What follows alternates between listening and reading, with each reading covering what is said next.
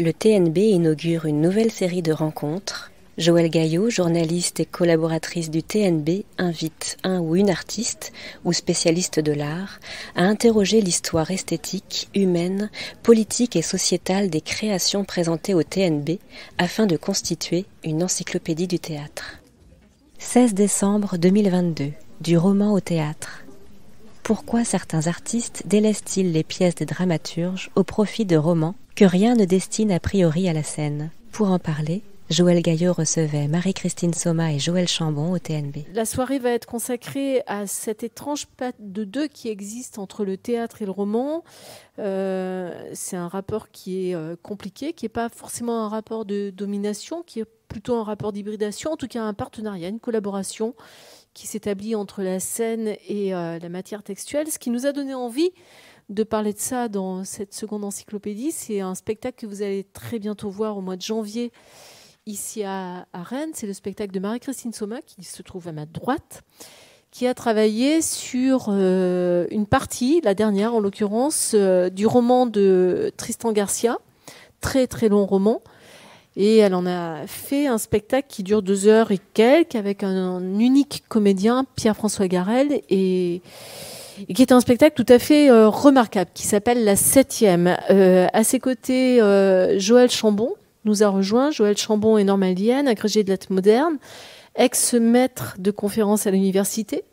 Et vous avez coordonné, Joël, un ouvrage collectif intitulé « Après le vieux jeu », la fiction dans le théâtre contemporain, dans lequel...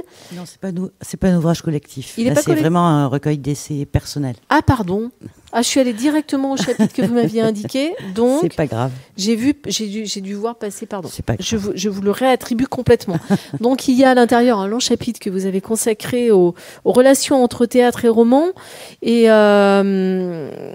Et votre analyse s'ouvre par un constat qui est que, je voudrais qu'on démarre par ça, comme ça sera dit. Le théâtre s'emploie sur scène, le texte de théâtre ne serait pas considéré comme de la littérature.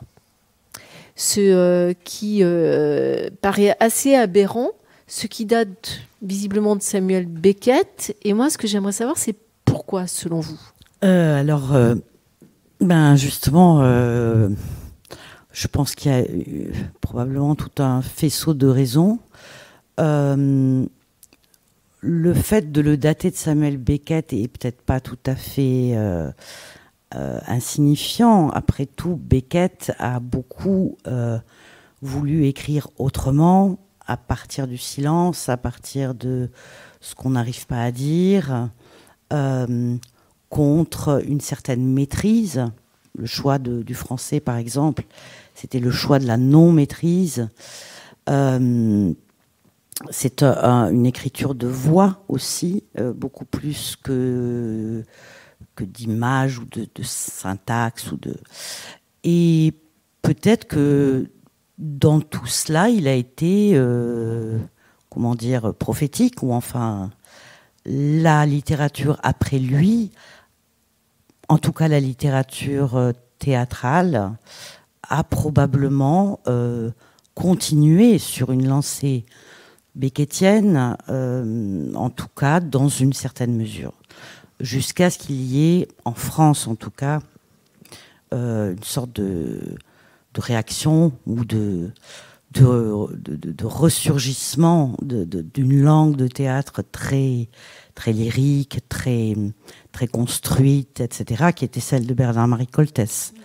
Mais c'est vrai que peut-être... Alors, c'est une parmi de multiples raisons. Je pense que je n'ai pas d'hypothèse valide là-dessus, mais je pense qu'il doit y avoir des raisons à la fois, peut-être de cet ordre-là, poétique, mais aussi des raisons qui tiennent au milieu, à l'évolution du milieu théâtral, au fait que le milieu théâtral est devenu dominé quand même très largement par la figure du metteur en scène, et que donc ça redoublait en quelque sorte cette éventuelle destitution du prestige de l'auteur de théâtre, en tout cas, à laquelle Beckett, sans doute, a contribué, oui, je pense, malgré tout.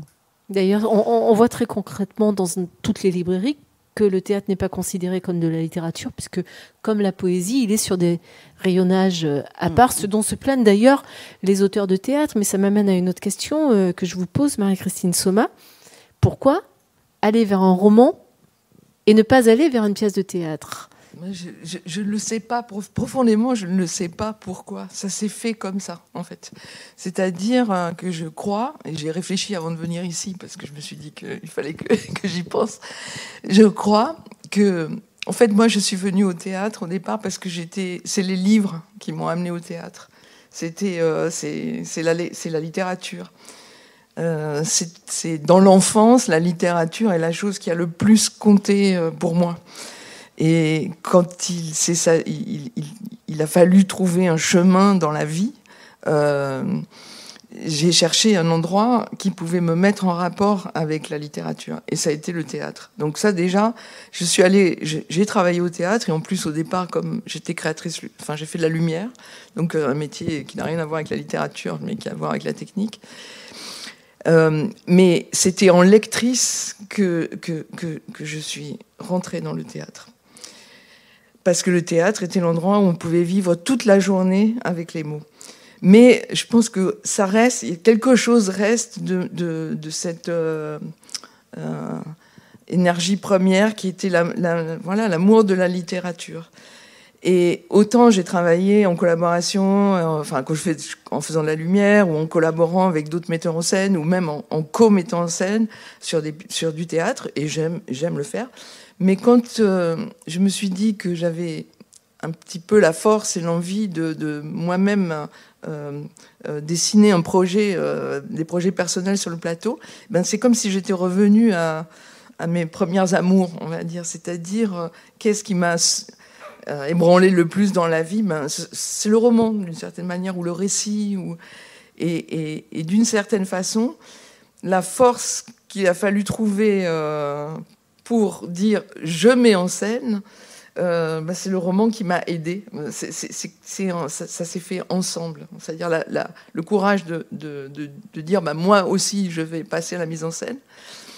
C'est parce qu'il y a des grands récits, des grands romans, que j'y suis allée, en fait. Parce que peut-être il me porte plus que le texte proprement théâtral. Et l'autre chose, qui est aussi, je pense, une grande donnée, c'est que le roman, c'est plein. C'est un grand plein. Plein de thématiques, plein de personnages, un langage très développé, parfois complexe. Il y a des tas de sortes d'écriture romanesque. Et que adapter, parce que ça part de là, j'adapte un roman pour le théâtre, et que ce plein, il faut que j'arrive à le vider pour amener au théâtre. On travaille pour que les acteurs développent de l'imaginaire. Il faut qu'il y ait du vide. Il faut qu'ils puissent développer leur imaginaire. Donc je pars d'un texte qui est très plein et je le creuse.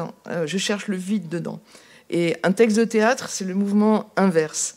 Surtout avec la littérature théâtrale, disons, dans lesquels moi j'ai beaucoup vécu, c'est-à-dire l'écriture contemporaine.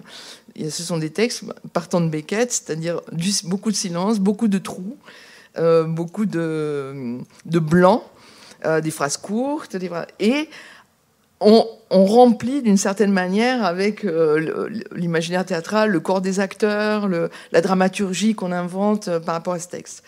Et je pense que ce mouvement-là m'est moins familier ou moins proche, et que j'aime foncièrement partir d'un trop-plein et le vider pour imaginer la présence, la présence des corps sur scène et tout l'imaginaire que nous allons apporter dans le travail théâtral. Et ça, je pense que c'est presque la donnée principale. Parce que partir d'un roman, c'est-à-dire c'est 2 ans de travail à peu près sur tout ce que j'ai fait, pour amener le manuscrit qui, au jour des répétitions, va être le point de départ. Et dans ces 2 ans de travail, au fur et à mesure, c'est comme creuser, enlever, excaver, et pour ne garder que je sais pas comment dire, la moelle. et ouvrir toutes les possibilités des états de présence du plateau qui sont particuliers. Voilà, je dirais que c'est les deux choses, comme quelque chose qui vient de l'enfance et du fait d'avoir été sauvé par les livres, et en même temps ce mouvement d'aller vers d'enlever, en fait, d'enlever tout en restant fidèle. Mais c'est intéressant ce que vous dites, Marie-Christine Soma, parce que là, vous parlez de l'action de la metteuse en scène que vous êtes et de la lectrice. Mais si on imagine, par exemple, que la littérature est un organisme vivant, est-ce que le théâtre est un organisme à l'intérieur de l'organisme? Et inversement, est-ce que la littérature est un organisme à l'intérieur de l'organisme qu'est le théâtre? Joël Chambon. Vous parlez par exemple de Daniel Danis dans ce texte que vous avez écrit. Vous dites que Daniel Danis, qui est un auteur québécois qu'on a beaucoup vu jouer sur les scènes, notamment du Théâtre de la Colline, voici maintenant 10-15 ans, a écrit un texte qui est presque un palimpseste d'un roman de Virginia Woolf. Palimpseste par hasard, je dirais. C'est ça qui est beau, c'est que c'est une rencontre qui n'est pas prévue, puisque lui-même n'avait pas lu le texte de Virginia Woolf. Mais en effet, il écrit sous forme de vagues et il construit son texte un peu comme Virginia Woolf a construit les vagues, mais sans avoir lu Virginia Woolf. Donc c'est pour ça que la rencontre me paraissait d'autant plus extraordinaire. Mais moi, ce que vient de dire Marie-Christine Soma, que je trouve aussi très très très beau et très juste, m'évoque autre chose, c'est-à-dire m'évoque aussi le rapport avec le répertoire, parce que, comme vous l'avez dit, Marie-Christine, c'est le théâtre contemporain qu'il faut remplir. Après, il y a le texte de répertoire qui, lui, est très très plein, qui est terriblement plein comme langue, et qui est en plus plein de toute l'histoire des mises en scène qui ont précédé, etc. Et moi, ce que vous disiez me faisait penser à une autre chose dont je parlais et qui me semblait une tendance du théâtre, en tout cas de certaines mises en scène contemporaines, qui consistait justement à faire des trous, peut-être pour reprendre votre expression, dans certaines œuvres du répertoire, certaines œuvres hyper canoniques, à faire des trous pour créer du jeu. Et c'est ce que j'appelle le théâtre qui se met en face de la littérature, comme par exemple Milo Rau qui fait au reste à Mossoul, ou bien Chichi Pop qui réécrit le Roi Lear avec ses propres pairs sur scène, ou encore comme là on revient au roman, parce que en fait littérature c'est aussi le théâtre canonique, qui est de la littérature. Mais là, dans le cas de Thiago Rodriguez, par exemple, dans son spectacle Bovary, ou dans son spectacle The Way She Dies, sa façon de mourir, il prend soit Madame Bovary, soit Anna Karénine, des espèces de monuments, là aussi, très très pleins, et il va les creuser de questions qui sont des questions extrêmement personnelles. Comment un couple d'aujourd'hui vit l'adultère, par exemple, à propos d'Anna Karénine, ou à propos de Madame Bovary, comment, qu'est-ce que c'est qui nous choque encore, qu'est-ce que c'est que subir la séduction d'un personnage de roman. Là, on en vient justement à des choses très, très intimes dans ce qui concerne le rapport du lecteur de roman au personnage de roman. Et ce que je veux dire, c'est que ce mouvement de creuser me paraît éclairer aussi très bien une certaine attitude de certains metteurs en scène à l'égard du canon théâtral, qui lui aussi finalement est quand même très pesant. On est un peu sorti de l'époque où on proposait une lecture politique de telle ou telle comédie de Molière ou tragédie de Shakespeare, et on a envie que les creux soient plus voyants et que le dialogue soit plus actif, j'ai l'impression, dans ce type de démarche que la réflexion de Marie-Christine m'évoque. Est-ce que cette irruption quand même du récit, du roman sur la scène du théâtre que vous avez décidé d'adopter, Marie-Christine, mais vous n'êtes pas la seule. On pourrait parler de Julien Gosselin, on pourrait parler de Sylvain Creusevaux. On va évidemment citer Christiane Lupa, qui est quand même un des grands maîtres en la matière. C'est une façon de faire surgir des intériorités, c'est-à-dire de travailler sur les intériorités. Plus, sans doute, que ne le permettrait une pièce de théâtre au sens classique du terme. Est-ce que dans sa chair même, le roman permet justement d'entrer dans les subjectivités, de développer de l'intime de manière un peu différente? Et en tout cas, vous vous y retrouvez davantage? Oui, moi je dirais oui. Je dirais que il y a une matière qui, touchant intimement, permet tout un travail sur l'intime. C'est-à-dire, comme c'est, je sais pas, quand on lit, on est absorbé, on est pénétré, on est parfois bouleversé, parfois on n'arrive pas à lâcher un roman, on habite, on vit avec les personnages, il y a quelque chose comme une infusion qui est très profonde, et j'ai l'impression que on peut, à force, pénétrer des intériorités. Et comme l'intériorité est par ailleurs, pour moi par exemple, le sujet du travail théâtral, c'est-à-dire de comment on peut chaque soir au présent être dans un état à la fois ouvert, offert et pourtant profondément intérieur pour l'acteur, pour moi c'est un grand acteur, c'est quelqu'un qui travaille sur les deux terrains, c'est-à-dire l'espèce de lâcher prise et d'ouverture absolue, et en même temps quelque chose qui est toujours tourné vers lui-même quelque part. C'est comme un double mouvement en fait, vers l'intérieur et vers l'extérieur. Donc peut-être que dans le roman, il me semble, mais encore une fois, c'est que mon travail, et je ne peux pas le généraliser, mais de trouver les pistes pour travailler là-dessus, c'est-à-dire pour toucher peut-être plus facilement la notion d'intériorité. Mais est-ce que le roman ne permet pas aussi au metteur en scène ou à la metteuse en scène de décider de ce qu'il va suivre à l'intérieur ? C'est-à-dire, il va suivre un narrateur, il va suivre un paysage, il va suivre une action. Donc il a tout à coup à sa disposition un terrain de jeu incroyable. Je pense que par exemple, Julien Gosselin, quand il met en scène des textes de Roberto Bolaño, ne fait pas du tout le travail que vous faites, Marie-Christine Somma, quand vous mettez en scène la 7e. Il entre dans le roman de Bolaño de plusieurs manières et il suit des pistes. Vous suivez une piste qui est celle de ce narrateur qui va revivre plusieurs fois. Pour ce spectacle-là. Mais sur d'autres spectacles, oui. C'était pas le cas.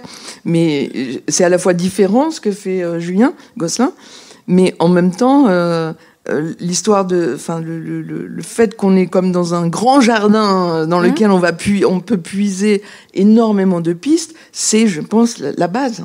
C'est parce qu'on est en plus Bolano, pour parler de lui, voilà, c'est une immensité. On n'arrivera jamais à bout de Bolano. Et tout ce champ d'expérience, c'est quand même. Je connais pas. Moi, je n'ai jamais discuté avec Julien Gosselin, mais il me semble que je peux comprendre pourquoi il va vers ces territoires tellement vastes. Et dans lequel il peut choisir la piste qu'il veut. Joël Chambon ? Oui, je crois que c'est Lupa qui disait que lui choisissait les romans. Enfin, il avait envie de monter des romans parce qu'il trouvait que les dramaturges pensaient plus au théâtre qu'à la vie. Et que aussi ce monde qui devenait de plus en plus complexe et immense finalement, et en tout cas complexe, il y trouvait sa voix par le roman beaucoup plus que par le théâtre.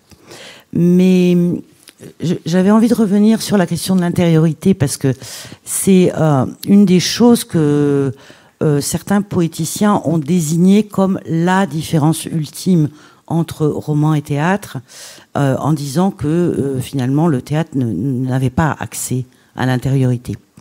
Et on peut dire qu'en même temps, toute l'histoire du théâtre récent, elle a essayé de contredire ce jugement. Et je crois que malgré tout, il reste une vérité là-dedans, au sens peut-être pas tant de ce qu'on peut dire, du contenu de ce qu'on peut dire, mais de la façon dont la voix dans un roman, la voix du narrateur, la voix de l'écrivain, peut devenir notre propre voix, dans la façon dont on peut se l'approprier.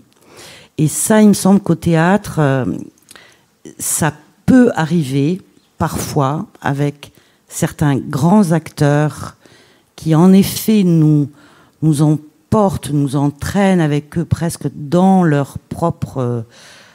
dans cet équilibre que vous décriviez tout à l'heure entre intérieur et extérieur, et on peut arriver par moments à être avec eux dans cette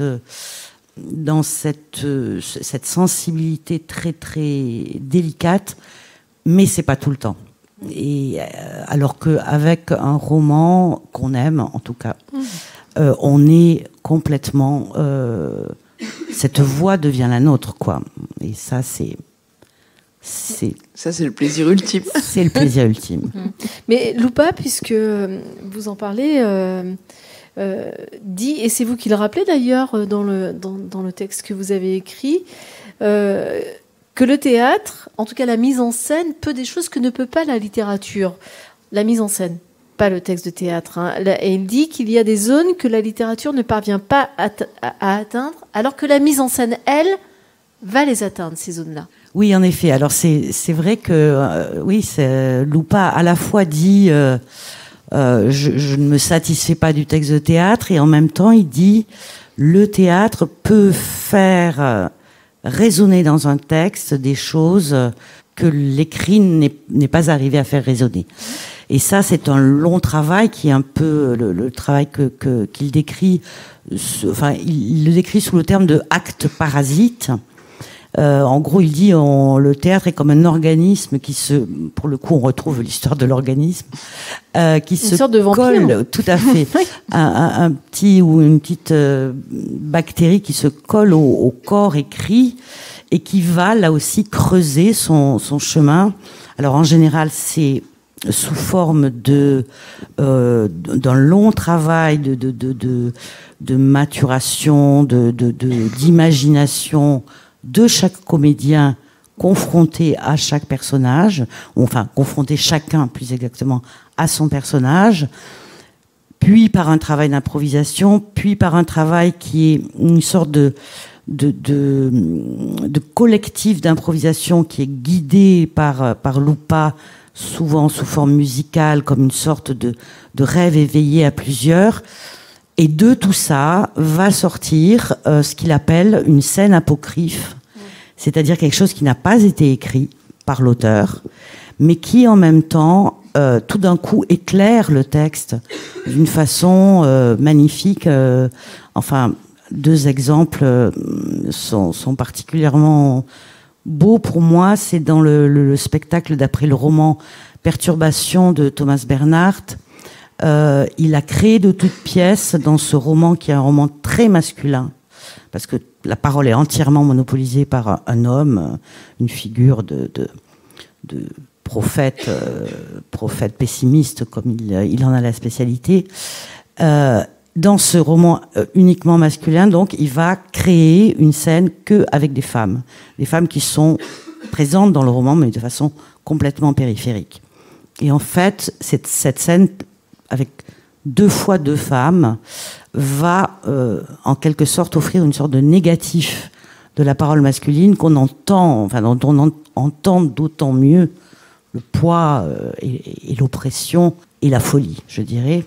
Et puis dans le procès, cette scène, donc le procès, ce qui est un spectacle de 2018, cette scène où tous les personnages vont se mettre en quelque sorte à pourchasser le personnage de Franz Kafka, l'insulter, s'indigner de ce qu'il a fait, de ce qu'il n'a pas fait.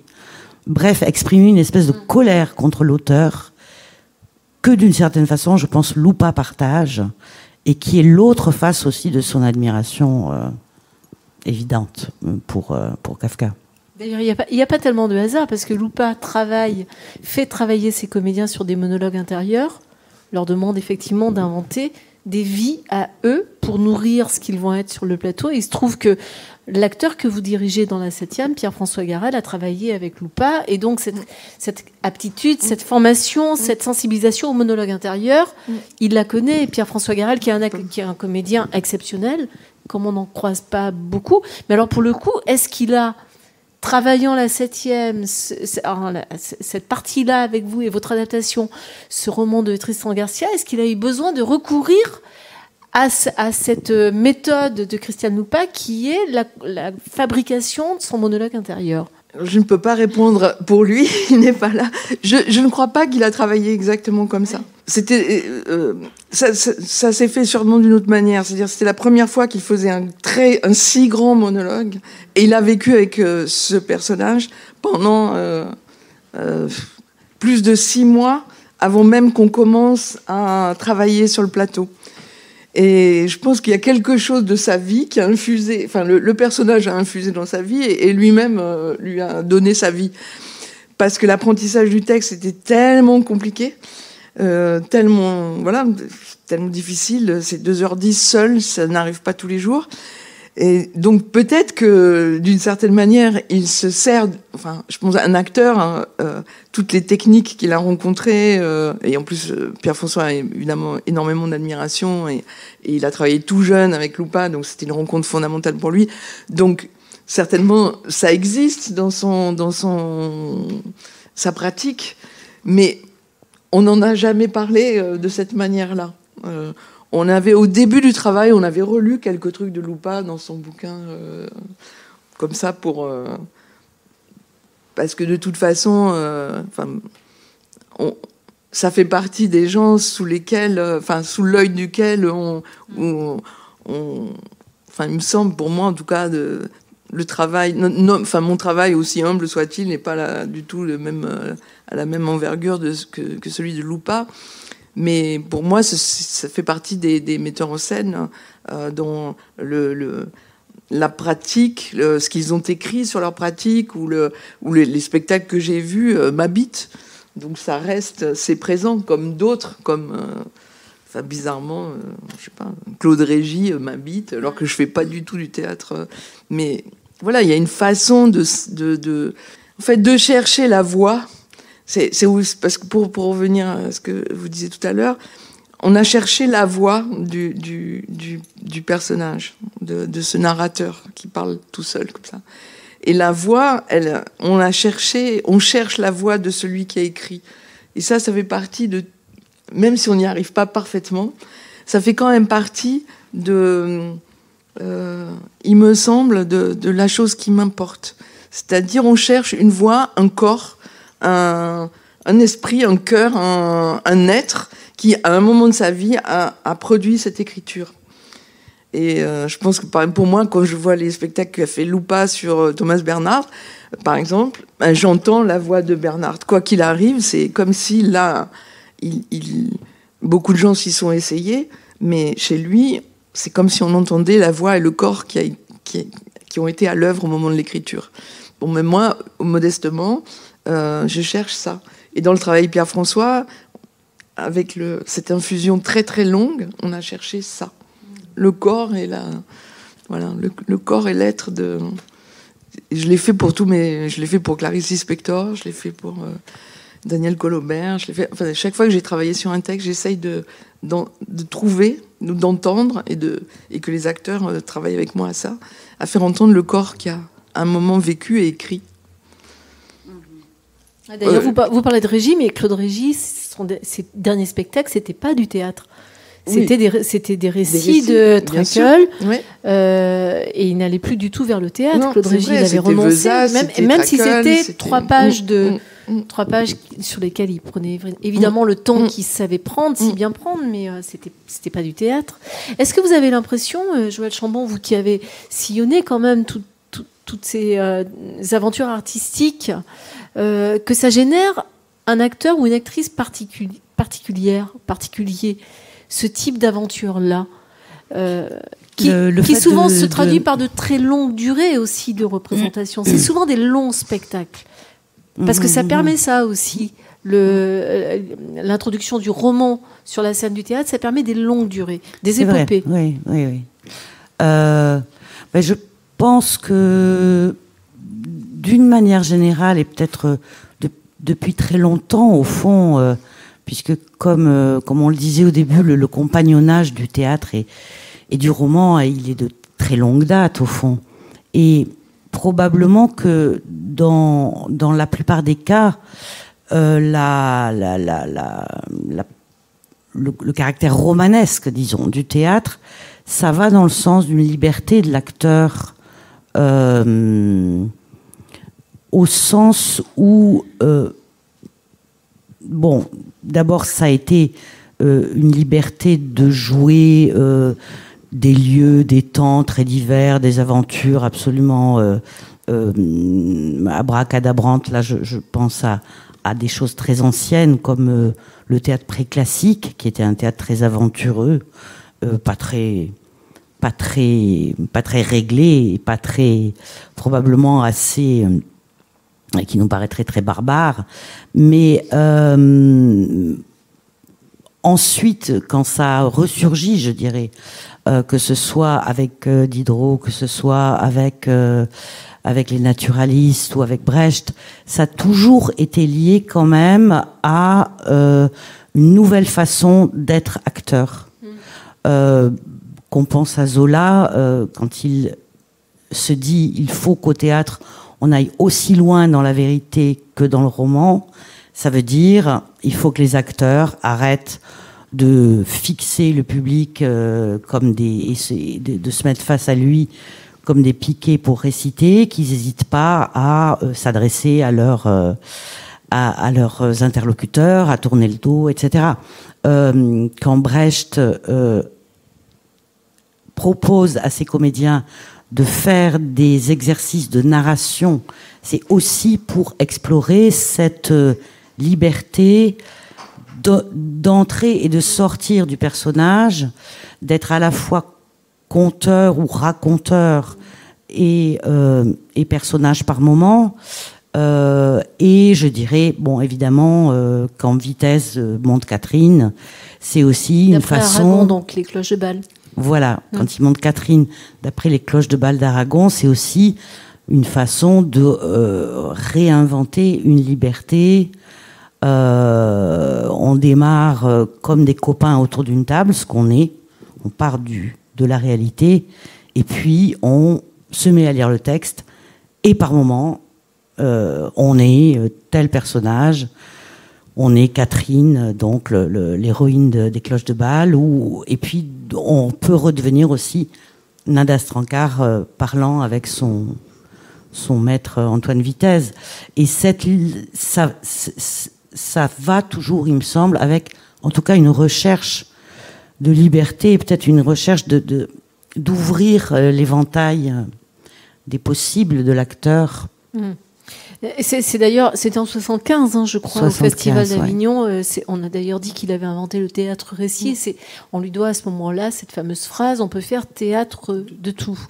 Antoine Vitesse, effectivement. Mais justement, sur le statut de l'acteur et le déploiement de l'acteur dans ces aventures-là, Marie-Christine Soma, dans la 7e, Pierre-François Garrel, il est à la fois acteur, il est à la fois personnage, il est donc le héros, il est aussi narrateur, donc il devient aussi auteur, d'une certaine façon.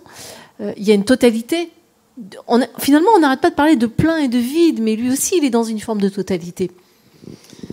À partir du moment où, moi je suis tout à fait d'accord parce que c'est vraiment presque une des choses fondamentales, savoir la distance en fait. C'est comment un acteur circule entre...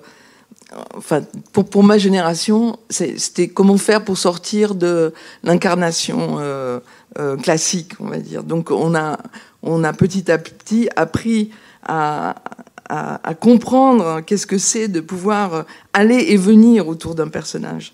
C'est-à-dire ne jamais être complètement le personnage, mais être toujours un peu autre chose, avoir d'autres places. Et c'est vrai que dans ce travail-là, d'une certaine manière, il est l'auteur, il est le personnage, il est Pierre-François Garel en train de jouer devant des publics chaque soir différents et auxquels il peut parler quasi directement. Et il n'est jamais, comment vous dire, en fait, on a essayé de trouver un endroit où on n'est jamais, on n'est jamais enfermé dans aucune position. Quand il faut, c'est très incarné, et la seconde d'après, ça peut se libérer de l'incarnation et être dans quelque chose qui a beaucoup plus de recul. Et pour ce qui est l'auteur, c'est que de toute façon, dans le roman, il y a quelque chose qui... Le personnage est lui-même l'auteur de tout le roman que Tristan Garcia a écrit. Le personnage de la 7e partie est le prétendu auteur de tout ce qui a précédé dans ce roman. Et que si on cherche aussi la voix de Tristan Garcia s'amusant avec cette situation qui est quand même, parce qu'on n'en a pas parlé, mais c'est quand même quelqu'un qui ne peut pas mourir, donc qui vit 7 vies différentes. Donc c'est un argument de science-fiction, c'est quelque chose de complètement fantaisiste. Nous, aussi, enfin, dans le travail, il y a comment incarner tout ça en y croyant et par moments en doutant, en n'y croyant pas, en s'amusant du dispositif qui est fabriqué sous les yeux du spectateur. Et qu'est-ce que je pourrais dire d'autre ? Enfin, en fait, c'est plein de postures, c'est pas des postures d'ailleurs, plein de positions différentes pour l'acteur. Mais par exemple, quand il y a un problème technique, ça nous est arrivé, on a une vidéo qui n'a pas fonctionné. Ben, Pierre-François, qui avait fini sa partition, qui était sorti, est revenu sur le plateau et a raconté la vidéo aux gens. Eh bien, ça n'a pas amoindri le spectacle. C'est-à-dire, il l'a fait au présent, il a dit « Vous auriez dû voir ça. C'est dommage que vous n'ayez pas cette fin, donc je vais vous la raconter. » Et d'une certaine manière, c'était possible. Et on a cherché à ce que, d'une certaine façon, tout est possible dans cette représentation. Donc, on peut passer de statuts, enfin, il peut passer de statuts différents d'instant en instant. Ça n'est jamais la même chose tous les soirs, puisqu'on essaye de garder cette narration absolument au présent. Et c'est pas... on le dit souvent, ça, au théâtre, qu'on essaie d'être au présent. Mais là, c'est un travail... on y est tous les jours et on continue à réanimer ça absolument. Et voilà, en tout cas, tous les statuts sont possibles. Et on ne s'enferme jamais dans je représente le personnage et rien d'autre.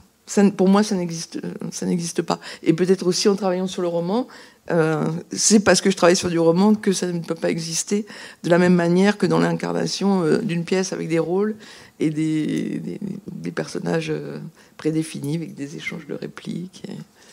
Je ne sais pas, il y a comme une valeur poétique qui doit pouvoir se rajouter, alors poétique au sens large, qui doit pouvoir se rajouter chaque jour dans l'instant. Et le chemin ne sera jamais le même. Oui, une question que je me pose qui est un peu pratico-pratique, mais un metteur en scène, il y a quelques années, m'avait dit la grande révolution du théâtre, une des grandes révolutions du théâtre, ça sera la sonorisation. Ça sera le son. C'est vrai, la sonorisation des comédiens.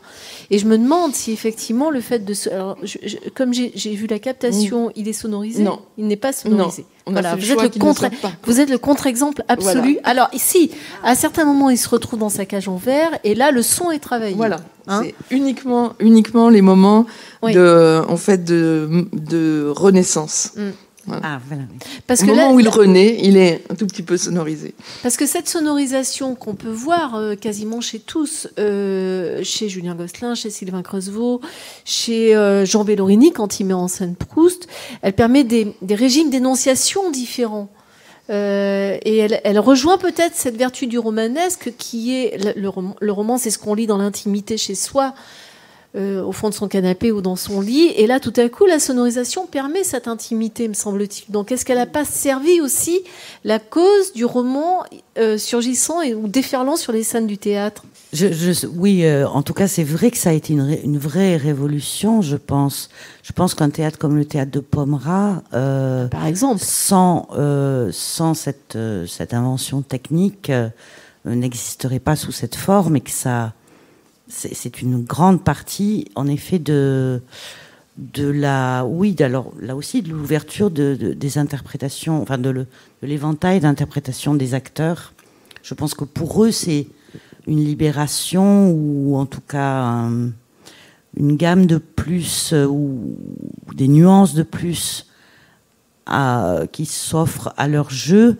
En même temps, je suis très intéressée par le fait de choisir ce qui est maintenant une contrainte, c'est-à-dire ne pas utiliser le micro. Je trouve que ça devient presque de nos jours un choix fort au théâtre. Presque politique, presque. Non, mais se donner une contrainte quand on est justement dans ce parcours, dans cette recherche d'une voix, se dire ce sera la vraie voix et pas une voix habillée ou enfin guidée par la technique. Moi, c'est une mode aussi. C'est devenu un chemin obligé. Et quand on le voit, quand on travaille tout le temps dans le théâtre et qu'on voit sur certains spectacles, ça a apporté énormément et ça a permis d'inventer d'autres façons de jouer. Ça a permis aussi que, par exemple, dans les écoles, plus personne, les jeunes gens qui apprennent le métier d'acteur ne savent plus placer leur voix parce qu'on se dit, de toute façon, il n'y a plus besoin, il y aura des micros à chef. Bon, voilà, on s'est questionné, nous, sur le fait de sonoriser l'acteur ou pas. Mais je pense que pour que ce soit le plus immédiat possible avec le public, on a souhaité, et lui et moi, et l'acteur et moi-même, ne pas avoir cette médiatisation. Et on n'est pas aussi. J'ai pas envie de faire du cinéma, d'atteindre la perfection du cinéma que donne un peu le micro à chef. J'ai pas les mêmes obsessions on en revient à Gosselin, par exemple. C'est vraiment, il y a une qualité qui est une qualité quasi cinématographique, même dans le théâtre. Quelque chose qui... Et peut-être c'est pas du tout mon univers, en fait. Moi, j'aime les acteurs qui... je sais pas comment vous dire, qui ont une vraie empreinte vocale, et j'aime j'aime l'histrion aussi, si je pousse plus loin. J'aime les acteurs avec des voix. Et voilà. Et on peut très bien travailler l'intime tout en ne forçant pas. En ne forçant pas la voix, en n'étant pas sonorisé. Mais c'est difficile. C'est difficile, il faut maîtriser les paramètres des salles dans lesquelles on joue, il faut limiter les jauges de public, voilà. Alors c'est...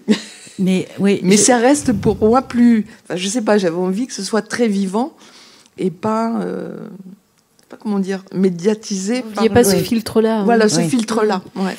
Et je pense qu'en effet, ça rejoint la question de la présence, parce que j'ai lu récemment une interview de Gosselin qui disait que lui, ce qu'il cherchait justement, c'était à lutter contre le présent.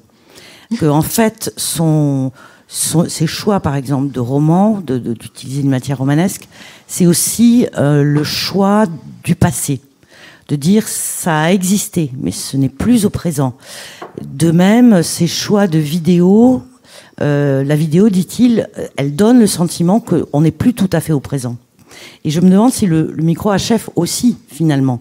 C'est-à-dire que toutes ces techniques qui, en effet, servent à démultiplier l'univers scénique et rendre compte de la complexité des univers romanesques, en même temps, et c'est une chose qu'apparemment Gosselin revendique très très nettement, c'est moins de présence. Et c'est ce qu'il veut, c'est ce qu'il cherche. Lutter contre le présent du théâtre. C'était assez paradoxal, mais je pense que c'est vrai. C'est vrai que la vidéo, à la fois, nous enveloppe, nous emporte, nous ouvre l'espace, etc. Et en même temps, elle dit c'est ailleurs, c'est avant, c'est pas au présent.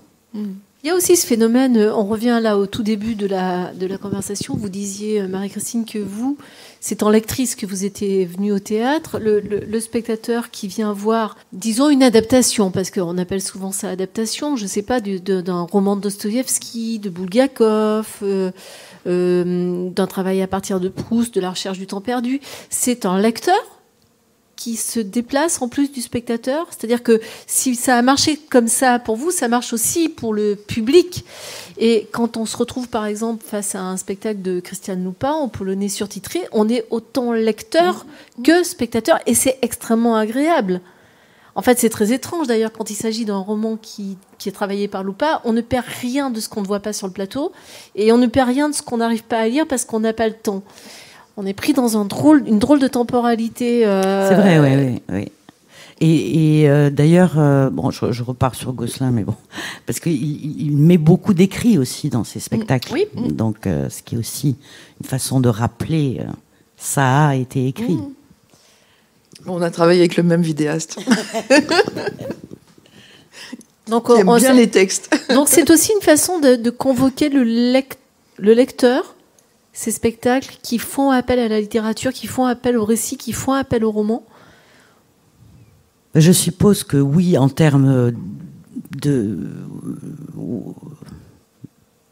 d'attrait pour le public, ça joue forcément. Enfin, on peut avoir envie. Oui, moi j'ai sans doute envie aussi d'aller voir. Non pas forcément le château de Kafka parce que je voudrais ou le procès parce que je voudrais qu'on me raconte encore une fois cette histoire qui déjà est terrible à lire. Donc, mais par contre, oui, je pense que les gens ont envie de voir qu'est-ce qu'on fait avec le procès de Kafka ou bien qu'est-ce qu'on fait avec Proust, qui est peut-être un défi encore plus grand, ou qu'est-ce qu'on fait avec Dostoïevski, même si ça, c'est bon. Dostoïevski est un des auteurs les plus montés au théâtre, donc c'est moins une surprise, disons. Mais moi, je pensais à cette question parce qu'on est dans une époque où on nous parle beaucoup de notre besoin, alors d'un besoin politique et d'un besoin qui serait individuel et collectif, de romans national. On aurait besoin de récits. On aurait besoin de se réapproprier les romans qui sont les nôtres. Et c'est vrai qu'on vit dans un monde où l'irruption du monde virtuel ne crée pas forcément de continuité dans les récits. On est face à du discontinu, beaucoup. Donc le théâtre qui va vers le récit, qui, même si ce récit est lui-même éclaté, il affirme quand même une forme de continuité. Un sujet qui va aller d'un point A vers un point Z, même si ce point Z est improbable, ce qui est le cas dans la 7e, me semble-t-il. Mais il y a un sujet. Et est-ce qu'on n'a pas besoin de ça aussi au théâtre ? Est-ce que c'est pas ça qu'on va chercher quand on va voir ces grandes aventures, ces grandes épopées qui peuvent être très échevelées et qui font soudure d'une certaine manière, qui coagulent, qui souderaient plus que les textes de théâtre. Ouais. Je sais pas, c'est une question que je vous pose. Moi, je peux dire que oui, bien sûr. C'est une des principales choses même. Alors, je dirais pas pour le spectacle avec le livre de Tristan Garcia, c'est pas sa langue qui m'a passionnée. C'est son art de mettre, de jouer sur de jouer sur le réel avec une espèce de fantaisie débridée que je recherchais depuis assez longtemps. Mais par exemple, sur tous les autres textes que j'ai montés, c'est la langue. Parce que c'est ça, qu'est-ce qui nous meut au théâtre ? C'est ça. C'est comment quelque chose... je sais pas comment dire. Pour moi, c'est organique, la langue. Et quand, je sais pas, le précédent, c'était sur Clarice Lispector, c'est la langue de Clarice Lispector que j'avais envie de travailler. Et avant, c'était Virginia Woolf, avant, c'était Colobert, Daniel Colobert. À chaque fois, c'est une langue. Et c'est le plaisir du compagnonnage avec cette langue et la beauté de cette langue. Et peut-être que cette beauté-là, souvent, je ne la trouve pas dans les textes de théâtre. Moi, je veux savoir ce que vous pensiez, le rôle de la lumière, le choix dans le spectacle de la lumière. Est-ce que c'est important pour vous? J'ai passé ma vie à faire de la lumière. Oui. Alors, comment vous dire? Bien sûr que oui. Là, c'était pas trop l'occasion de parler de ça, mais bien sûr que oui. Bien sûr que moi, les images intérieures que je peux avoir quand je lis et quand je fais ce trajet vers un probable spectacle, bien sûr que je vois toujours. Je suis une visuelle et la lumière à voir avec. Là, on pourrait en parler pendant des heures, mais alors à voir avec la métaphysique, à voir avec la peinture, à voir avec l'aveuglement, à voir, on pourrait. Donc forcément, bien sûr. Mais moi, je voulais prolonger. Je vous redonne la parole, monsieur, tout de suite. Est-ce que justement, ça génère des mises en scène singulières? Est-ce que ça, le fait que ce soit effectivement la langue du récit, la langue du roman, et pas la langue de théâtre qui est travaillée par ces metteurs en scène, est-ce que ça génère au plateau des gestes particuliers? Est-ce que ça vous provoque peut-être plus ou différemment? Est-ce que ça vous déplace? Et ça, c'est une question que je vous pose, Marie-Christine, mais que je vous pose aussi, Joël, vous qui avez étudié tous ces travaux de metteurs en scène et metteuses en scène. En fait, oui, justement, quand j'ai abordé le chapitre théâtre et littérature, j'ai très vite dit il y a tellement de façons de faire du théâtre avec la littérature que je vais pas en parler. C'est trop foisonnant, c'est trop personnel aussi, je pense. Il y a une telle infinité de gestes, je dirais même pas adaptation, mais d'appropriation, de restitution, de transposition, que j'ai renoncé d'emblée à essayer d'en faire une quelconque typologie. Ça me paraît difficile de dire le fait d'adapter un roman incite sinon à dire de façon très générale, à une grande liberté, une immense liberté. Mais à part ça, donc je me suis hâtée de me déporter vers d'autres postures que le théâtre avec la littérature. Non, mais ça pourrait. Vous parliez d'images. Je ne sais pas de quelle manière ça intervient sur la création des images. De quelle manière ça produit plus d'images, moins d'images, une seule image Moi, je trouve que le roman crée énormément de paysages intérieurs qui varient en plus en fonction de l'état dans lequel on est dans la lecture. Et ça, c'est une matière incroyable pour ensuite travailler sur scène. C'est-à-dire tous ces paysages intérieurs. On a plus de mal, parfois, sur une pièce de théâtre, à inventer ses propres paysages intérieurs et ensuite les projeter sur un plateau. Pour moi, c'est plus difficile. Alors que le roman, il est plein de paysages intérieurs. Et je n'ai pas les mêmes le matin, le soir, le lendemain. Et ça, c'est une richesse dans laquelle on va puiser pour jouer, pour décider, pour faire des choix, pour trouver la dramaturgie, pour trouver le fonctionnement de la représentation, par exemple. C'est tellement... Et vos paysages entrent en conflit ou en contact avec ceux de l'acteur. Mais bien aussi. sûr. Donc, et que ce soit conflit ou que ce soit harmonieux, ça produit quelque chose qui va être la singularité de cette rencontre-là. Et je voudrais qu'on termine là-dessus parce que c'est une question que je me pose chaque fois que je vois des acteurs comme Pierre-François Garrel qui font ce qu'il fait, c'est-à-dire que c'est assez inouï ce qu'il accomplit. Dans quel état est l'acteur à la sortie de la représentation? Parce que je me pose la même question sur les acteurs de Julien Gosselin, sur les acteurs de Christiane Noupin. Enfin, il y a un don de l'acteur qui est tel qu'on se demande effectivement à la fin comment ils ressortent de ça. Est-ce qu'ils sont complètement essorés, rincés ou c'est... Ouais. Oui, c'est comme un sportif, c'est-à-dire c'est comme à la fin d'un marathon, sauf que le marathon, il faut le faire tous les jours. Voilà. Mais c'est exactement comme ça, c'est-à-dire c'est lessivé et immédiatement dans la sensation si il a été vraiment, vraiment présent au maximum ou pas. C'est la chose qu'il me dit toujours en sortant. C'est ce soir, j'étais là du début à la fin. Je me suis jamais absentée. Parce que quand on est seul sur le plateau, c'est la difficulté, c'est à certains moments, on peut s'absenter. Et il n'y a pas de partenaire pour récupérer. Et voilà. Mais c'est lessivé. Mais comme un sportif bien entraîné, le lendemain, il peut y retourner. Et au fur et à mesure, d'ailleurs, il est moins fatigué qu'au début. Là, ça va donc être en salle. Ça sera à Gabilly. C'est à Gabilly. Voilà, au mois de janvier, entre le 10 et le 15 janvier, je crois. Alors, je ne sais pas si vous avez réservé, mais vraiment, je pense que c'est à ne pas rater. Hein. Si ça fait partie de votre programme du mois de janvier ou pas, mais je vous incite vraiment. Venez nous voir. Allez-y, vous allez vivre un grand moment. Hein. Non, mais c'est vrai, vous allez vraiment vivre un grand moment. Bien, merci beaucoup à vous d'être venus nous retrouver. Mille merci à vous également, Joëlle Chambon et Marie-Christine Soma, d'avoir fait la route jusqu'ici. C'était bien. Retrouvez tous nos podcasts sur tnb.fr.